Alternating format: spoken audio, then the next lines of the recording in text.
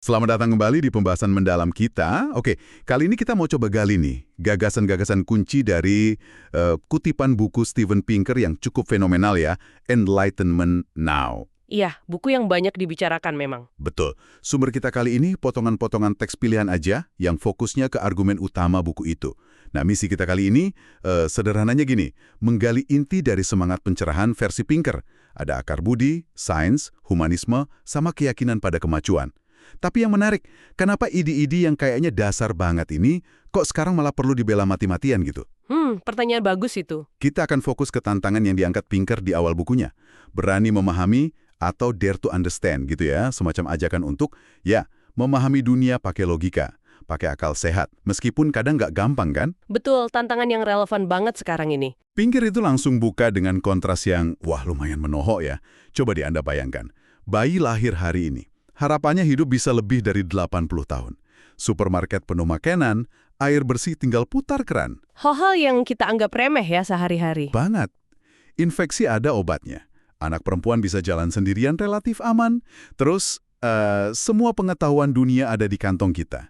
Lewat ponsel, kita sering banget anggap ini, ya biasa aja. Padahal kalau kita lihat sejarah atau kondisi di tempat lain, wah, normanya itu penderitaan, kelangkaan, penyakit, ketakutan terus-menerus. Iya. Kondisi default manusia itu sebenarnya berat. Nah, Pinker menekankan, ini tuh bukan hadiah gratis dari alam semesta. Ini pencapaian manusia. Dan rapuh. Ada risiko loh, kita bisa mundur lagi kalau kita lengah. Oke deh, yuk kita bedah lebih dalam lagi. Inti pencerahan, itu kan kalau dipikir-pikir kedengarannya simple ya. Kita bisa pakai akal sama rasa simpati buat bikin hidup manusia lebih baik. Tapi kok bisa menurut Pinker ide ini sekarang malah perlu dibela habis-habisan? Bukannya ini udah kayak, ya common sense gitu? Justru, di situ masalahnya. Seringkali sesuatu yang dianggap common sense atau biasa aja, kita jadi, meremehkannya. Pinker menyebutnya lupa daratan.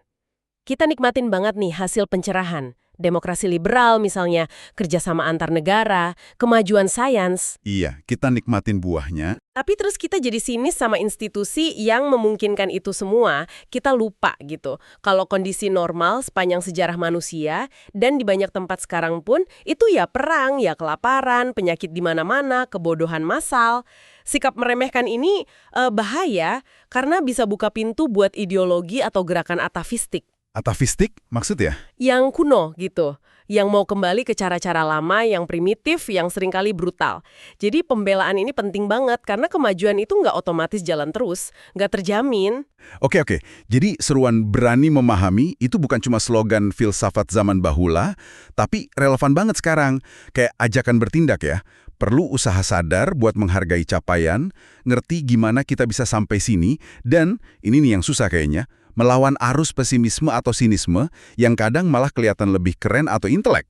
Bener gak sih? Tepat sekali. Dan bagian dari berani memahami itu adalah memahami diri kita sendiri. Termasuk ya keterbatasan rasionalitas kita. Sering ada salah paham kan kalau pencerahan itu nganggap manusia kayak robot, super rasional. Nah, iya tuh, sering dengar gitu. Justru kebalikannya, para pemikir pencerahan itu kan Spinoza, Hobbes, Hume, Adam Smith, mereka itu pengamat ulung sifat manusia. Mereka tahu banget kita ini penuh nafsu, bias, kelemahan irasional. Wah, ini dia nih, bagian yang menarik banget. Jadi, pencerahan itu bukan nyangkal irasionalitas kita, tapi malah mengakuinya, terus cari cara ngatasinnya gitu. Persis. Justru karena kita nggak otomatis rasional, makanya penggunaan akal budi secara sengaja itu jadi krusial banget. Pencerahan itu ngajak kita kenali sumber-sumber kebodohan, termasuk ya bias-bias di kepala kita sendiri biar bisa dilawan. Contoh yang Pinker angkat itu bias ketersediaan atau availability bias. Oh, yang itu ya.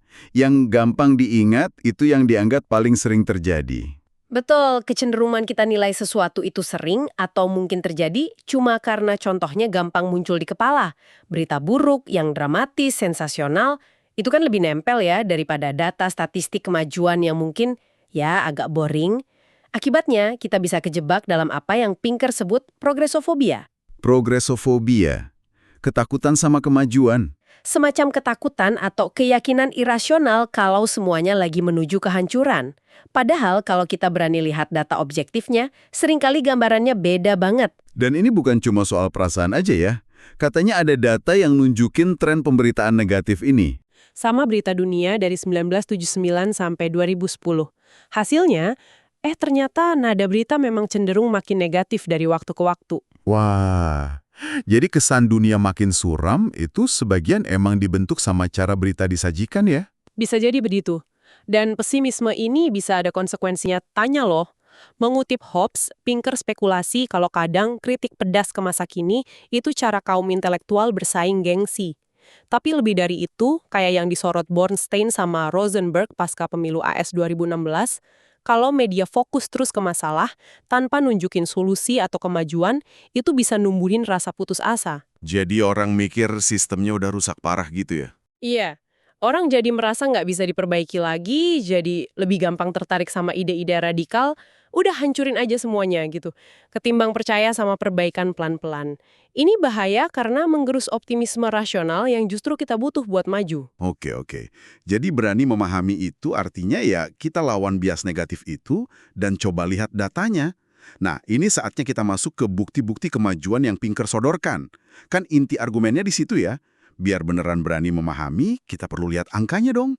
Mulai dari yang paling dasar mungkin. Kekerasan. Ya, ini salah satu argumen Pinker yang paling terkenal. Dia detailkan di buku sebelumnya, The Better Angels of Our Nature, terus diringkas lagi di Enlightenment Now.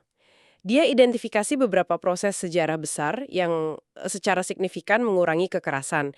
Ada proses pasifikasi? Itu yang negara memonopoli kekerasannya. Betul. Terus, proses sipilisasi. Jadi orang lebih bisa kontrol diri, etiket meningkat, ada revolusi kemanusiaan, penolakan perbudakan, penyiksaan, lalu perdamaian panjang pasca Perang Dunia II, perdamaian baru pasca Perang Dingin, dan yang terakhir, revolusi hak-hak sipil, perempuan, anak, LGBT. Semuanya ini nunjukin tren penurunan kekerasan dalam banyak bentuk. Tapi kan sering ada sanggahan, statistik itu nggak ada artinya buat korban. Gimana tuh jawabannya? Jawaban Pinker cukup nusuk sih. Statistik itu artinya Anda, saya, kita semua secara rata-rata punya kemungkinan jauh lebih kecil jadi korban kekerasan dibanding kakek nenek kita atau generasi sebelumnya. Dan penurunan ini bukan kebetulan, bukan takdir. Ini hasil usaha manusia, institusi berubah, norma berubah, teknologi bantu. Makanya penting banget paham penyebab penurunannya, biar kita bisa terus dorong tren positif ini. Ini inti dari pemahaman berbasis bukti. Oke. Selain kekerasan, bukti lain yang juga mencolok banget soal kemajuan, itu kan harapan hidup sama kesehatan. Yang disebut Angus Deaton, The Great Escape dari kematian dini itu ya. Bener sekali. Anda bayangkan, ribuan tahun lamanya harapan hidup manusia pas lahir itu cuma sekitar 20-30 tahunan. Oh, pendek banget ya. Sekarang, rata-rata global udah di atas 70 tahun. Dan naiknya ini di mana-mana, bahkan di negara paling miskin sekalipun. Pinker kasih contoh Kenya, harapan hidupnya naik 10 tahun cuma dalam 1 dekade terakhir. Ini kan revolusi diam-diam yang sering kita nggak sadari. Ya, tentu ada perdebatan bioetika soal perpanjangan usia, kayak yang diangkat Leon Kass. Tapi ya susah juga menyangkal kalau hidup lebih lama dan lebih sehat itu kemajuan luar biasa. Dan bukan cuma lebih lama ya, tapi lebih sehat juga kan? Penyakit menular yang dulu ngeri banget, sekarang banyak yang bisa dicegah atau diobati. Pinker cerita anekdot menarik tuh soal pengumuman vaksin polio Salk tahun 1955 di Amerika. Orang-orang spontan bunyikan lonceng gereja, klakson mobil, peluit pabrik, bunyi semua. Sekolah libur, orang berdoa, senyum ke orang asing di jalan. Seru banget kayaknya ya. Iya, kayak perayaan massal gitu, karena ancaman yang begitu mengerikan berhasil ditaklukkan sains. Ini nunjukin betapa besarnya dampak kemajuan kesehatan ke hidup kita sehari-hari. Sesuatu yang mungkin kita sekarang susah bayangin karena udah terbiasa sama vaksin, antibiotik, dan lain-lain. Ngomongin soal kebutuhan dasar, selain hidup lebih lama dan sehat, gimana soal makanan? Kelaparan kan kayaknya momok sejarah manusia banget. Betul. Pinker kutip deskripsi ngeri dari sejarawan Fernand Braudel soal kelaparan di India tahun 1630-an. Ada kanibalisme, mayat di mana-mana. Itu realita yang berulang terus sepanjang sejarah. Coba bandingkan sama sekarang. Ya oke, masih ada masalah malnutrisi, tapi secara keseluruhan, dunia berkembang sekarang mampu produksi cukup kalori buat kasih makan penduduknya. Lihat aja data kenaikan asupan kalori per kapita di Cina, India, Afrika. Ada grafiknya ya di buku itu? Iya, grafik 71. Terus angka kurang gizi kronis turun drastis, grafik 73. Bencana kelaparan besar juga hampir hilang, kecuali yang gara-gara perang atau rezim tiran, kayak di negara komunis dulu, atau akibat kebijakan kolonial yang buruk, grafik 74. Ini nunjukin kalau kelaparan zaman sekarang itu lebih sering masalah politik daripada masalah nggak bisa produksi makanan. Dan ini nyambung ke aspek kemajuan lain, kekayaan dan pengentasan kemiskinan. Ini juga bagian dari Great Escape itu kan? Iya, ini Great Escape dari kemiskinan massal. Ekonomi Joel Mokyr bilang ini hasil dari ekonomi yang tercerahkan. Jadi ada kombinasi antara sains, teknologi, sama institusi yang tepat. Kayak hukum yang melindungi hak milik, pasar yang relatif bebas dari kronisme, pemerintah yang dukung inovasi. Kombinasi ini menghasilkan ledakan kekayaan yang nggak pernah ada sebelumnya dalam 2 abad terakhir. Dan ini bukan cuma dinikmati orang kaya aja kan? Secara global, dampaknya luar biasa. Tingkat kemiskinan ekstrim yang hidup kurang dari sekitar $2 sehari itu anjlok banget. Ada di grafik 81-82. Mayoritas penduduk dunia sekarang bisa dibilang kelas menengah atau kaya. Lihat grafik 83, 84, 85. Ekonom Angus Deaton yang padahal sering kritis soal ketimpangan, dia aja bilang globalisasi itu anugerah bagi kaum miskin. Karena udah angkat ratusan juta orang dari kemiskinan absolut. Bahkan di negara maju, yang miskin juga standar hidupnya naik ya? Betul. Akses ke listrik, air bersih, peralatan rumah tangga dasar, itu meningkat pesat juga buat kelompok termiskin di negara maju. Tentu saja, kalau ngomongin kekayaan pasti muncul isu ketimpangan. Nah, ini sering jadi senjata utama kaum progresofobia tadi kan? Bahwa sistemnya rusak karena yang kaya makin kaya, yang miskin gitu-gitu aja. Gimana Pinker nanggepin ini dalam kerangka berani memahami? Pinker ngajak kita lihat ketimpangan ini lebih, lebih bernuansa. Pertama, penting bedain antara kemakmuran relatif, jadi perbandingan antar kelompok, sama kemakmuran absolut, yaitu apakah semua kelompok secara umum membaik atau enggak. Studi kayak dari Stephen Rose nunjukin kalau secara absolut sebagian besar orang Amerika misalnya itu naik kelas pendapatan dibanding generasi orang tua mereka. Oh, jadi secara absolut banyak yang naik ya? Iya. Kedua, ketimpangan global antar negara itu justru menurun drastis. Ada fenomena konvergensi besar, negara berkembang ngejar ketertinggalan dari negara kaya. Ketiga, jangan lupa belanja sosial pemerintah buat pendidikan, kesehatan, pensiun itu meledak di negara maju. Ada di grafik 91. Ini secara fundamental mengubah peran negara dalam redistribusi kekayaan. Jadi bukan berarti nggak ada masalah sama sekali dong ya? Tentu itu nyata.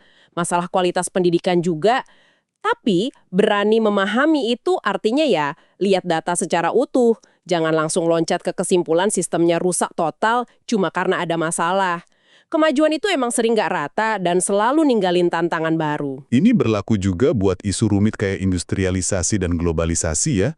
Kan sering dibilang ada sisi gelapnya, tapi ada manfaat besarnya juga. Betul sekali. Kita nggak bisa tutup mata sama kejamnya era industri awal atau kondisi sweatshop modern di beberapa tempat. Itu fakta.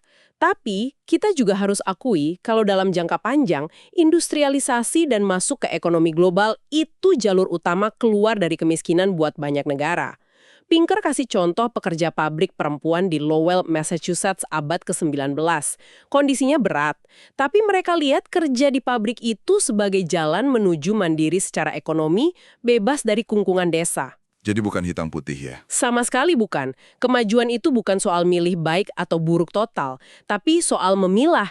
Gimana caranya kita maksimalkan manfaatnya, kayak pengentasan kemiskinan, pemberdayaan, sambil terus usaha minimalkan kerugiannya, kondisi kerja, dampak lingkungan, dan lain-lain. Nah, Anda nyinggung lingkungan. Ini juga isu krusial yang sering dipakai buat nyerang narasi kemajuan. Gimana pencerahan dan berani memahami nyambung ke sini? Pinker ini menganut pandangan yang namanya ekomodernisme. Artinya ya dia akui tantangan lingkungan itu serius banget, apalagi perubahan iklim. Tapi dia juga lihat kalau kemajuan ekonomi dan teknologi itu justru bisa jadi bagian dari solusi, bukan cuma penyebab masalah. Contohnya gimana tuh? Ada data yang nunjukin, begitu negara mencapai tingkat kemakmuran tertentu, polusi udara dan airnya malah cenderung turun. Itu namanya kurva Kuznets lingkungan. Terus kita juga punya kisah sukses kan, kayak ngatasin hujan asam, perbaiki lapisan ozon. Itu lewat kerjasama internasional dan inovasi teknologi. Tapi soal energi gimana? Negara berkembang kan butuh energi buat maju, tapi energi fosil bikin perubahan iklim. Dilema kan? Nah ini dia kompleksitasnya. Pinker menyoroti batasan energi terbarukan saat ini, kadang ada, kadang nggak, butuh lahan luas. Dia bilang kita perlu terbuka sama solusi lain, termasuk nuklir generasi baru yang lebih aman dan bebas karbon, atau riset geoengineering kalau emang perlu banget. Karikatur pembangunan berkelanjutan yang kadang artinya jadi jangan bangun sama sekali, itu kan nggak realistis buat miliaran orang yang masih butuh energi murah biar bisa keluar dari kemiskinan. Berani memahami di sini artinya ya hadapi trade-off sulit ini secara rasional, pakai data, bukan sekadar ideologi. Oke, semua kemajuan dan tantangan ini ujung-ujungnya balik lagi ke pemahaman kita soal sifat manusia dan masyarakat ya. Gimana peran sains sebagai pilar pencerahan bantu kita di sini? Pencerahan itu dari awal memang usaha buat pahami sifat manusia secara ilmiah. Hobbes aja udah bilang penalaran itu cuma perhitungan. Sains modern memperkuat ini. Ditunjukin gimana informasi, komputasi, mekanisme kontrol kayak feedback gitu bisa jelasin perilaku bertujuan dalam sistem fisik, termasuk otak kita. Terus evolusi juga kasih penjelasan ilmiah soal desain kehidupan tanpa perlu perancang ilahi.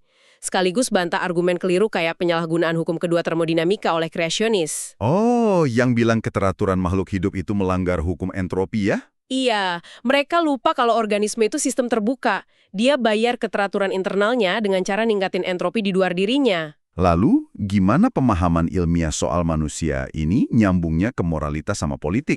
Wah, nyambung banget. Sains kognitif dan evolusi nunjukin kalau indera moral bawaan kita itu bisa cacat. Kita punya tendensi mendemonisasi kelompok lain, cari kambing hitam, bahkan melakukan kekerasan atas nama keadilan kelompok kita. Sejarah nunjukin lebih banyak kekejaman dilakuin atas nama moralitas ketimbang keserakahan murni. Menarik. Nah, disinilah humanisme jadi penting.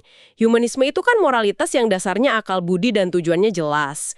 Ningkatin kesejahteraan semua makhluk hidup. Humanisme ini, yang akarnya di pemahaman ilmiah tentang sebab akibat penderitaan, beda sama sistem moral dogmatis berbasis agama yang seringkali relativistik. Ingat dilema Euthyphro kan? Sesuatu itu baik karena Tuhan perintahkan atau Tuhan perintahkan karena itu baik. Sains itu nolak justifikasi supranatural buat sistem sosial atau politik. Atau dalam politik, kita lihat ada penyebaran demokrasi global ya. Ada grafiknya juga kan? Apakah ini juga buah pencerahan? Pinker berpendapat gitu. Demokrasi, dalam kacamata pencerahan, itu bukan sistem musyawarah ideal yang utopis, tapi lebih ke mekanisme praktis buat batasi penyalahgunaan kuasa pemerintah, buat lindungi hak individu, kayak di Deklarasi Universal HAM, dan buat memungkinkan ganti pemimpin secara damai.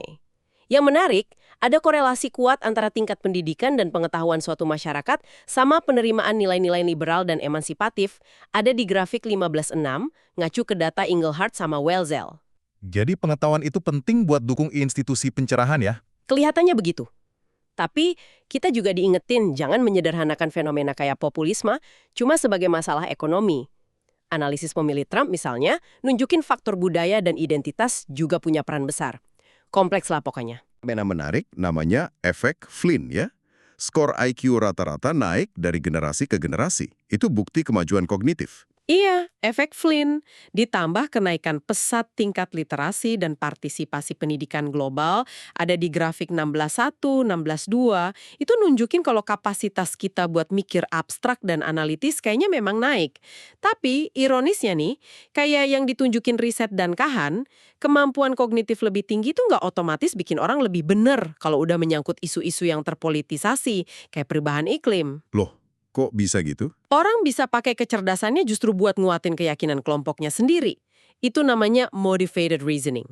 Ini jadi semacam paradoks literasi sains. Wah, jadi berani memahami itu juga berarti memahami keterbatasan pemahaman kita sendiri ya? Dan perlunya mikir kritis terus. Tepat banget. Pendidikan itu nggak cukup cuma kasih informasi. Tapi juga harus ngajarin cara mikir kritis, kenali bias diri sendiri, evaluasi bukti secara objektif, semacam latihan dibiasing gitu. Ini tantangan pencerahan yang nggak ada habisnya. di era informasi dan disinformasi kayak sekarang ini. Jadi, kalau kita coba rangkum nih semua obrolan kita, apa ya intinya? Pesan dari penjelajahan kita ke kutipan-kutipan Enlightenment Now ini kayaknya gini, proyek pencerahan, yaitu pakai akal, sains, dan humanisme buat pahami dan perbaiki dunia, itu ternyata masih jalan terus, masih penting banget, dan terus hasilin kemajuan nyata. Meskipun ya banyak tantangan, banyak kritik, dan banyak bias dalam cara kita melihat dunia. Berani memahami itu artinya berani lihat bukti, berani akui kerumitan, dan berani nolak pesimisme yang nggak ada dasarnya. Gitu bukan? Saya setuju sekali. Dan kenapa ini penting buat Anda yang dengerin? Ya karena memahami argumen dan data ini ngasih Anda semacam alat ya buat berpikir lebih jernih di tengah tsunami informasi sekarang. Anda bisa lebih kritis sama narasi-narasi suram yang mungkin dilebih-lebihkan. Anda bisa lebih menghargai pencapaian luar biasa umat manusia, bukan sebagai sesuatu yang ya udah seharusnya ada, tapi sebagai hasil perjuangan yang rapuh dan perlu dijaga. Jadi semacam bekal gitu ya? Betul. Dan yang paling penting mungkin, ini bisa dorong Anda buat dukung ide, institusi, dan kebijakan yang memang dasarnya akal sehat, bukti empiris, dan tujuannya mulia, meningkatin kesejahteraan kita bersama. Ini semacam bekal intelektual lah buat navigasi dunia modern yang rumit ini. Oke, sebagai penutup, ini ada satu pemikiran buat Anda bawa pulang buat direnungkan. Pinker kan berargumen ya, kalau humanisme sekuler yang akarnya di pemahaman ilmiah soal dunia dan fokus ke kesejahteraan manusia di sini dan saat ini, itu secara de facto udah mulai jadi landasan moral buat banyak masyarakat modern. Pelan-pelan menggantikan dogma-dogma lama. Nah coba deh, Anda renungkan. Kira-kira bakal seperti apa ya dunia kita kalau pandangan dunia rasional yang fokus ke manusia ini benar-benar jadi panduan utama, nilai-nilai dan keputusan kita bareng-bareng di masa depan. Kalau dia sepenuhnya menggantikan sistem nilai yang basisnya keyakinan tanpa bukti, apa aja potensinya? Apa risikonya? Sesuatu untuk Anda pikirkan lebih lanjut.